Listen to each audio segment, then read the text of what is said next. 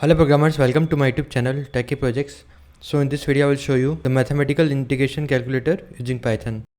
So let's run the assignment questions. Like I have run the question 1, question 2. We have to enter the value of x0, x1 and x. So it will calculate. Now we have to run the question 2 and it will calculate the f1 and lx. So let's run the question 3. Question 3.py and it will open the window. So user have to upload the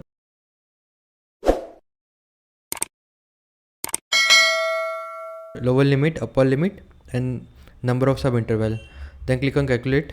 So it will show the please enter valid numeric value for the lower limit, upper limit and sub interval.